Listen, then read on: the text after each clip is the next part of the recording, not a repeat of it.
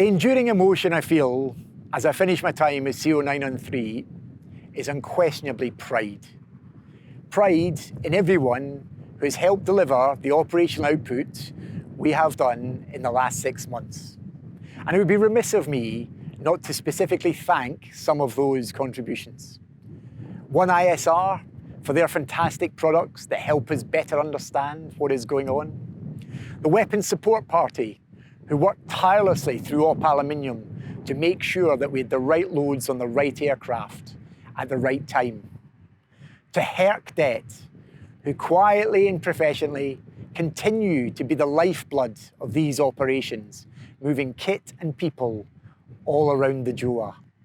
And to the Voyager Force, an absolutely fantastic enabler that allows combat air to go so much further, so much deeper into where we're trying to get to. In fact, one Typhoon pilot regularly described the Voyager Force as their third wingman.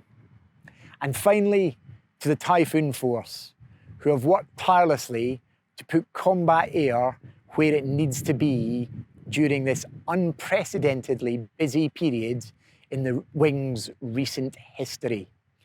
One great example of such hard work is when we successfully together put combat air onto 3 separate continents in one day, showing the flexibility of air power through height, speed, and reach. None of this also would have been possible without the fantastic support that we received from both 83 Expeditionary Air Group and RAF Akrotiri, and we on the Wing are deeply indebted to them for the support they gave us.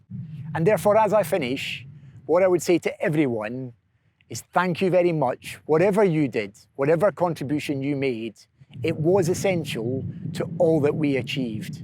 And I hope that you're very proud of who you are and what you've done.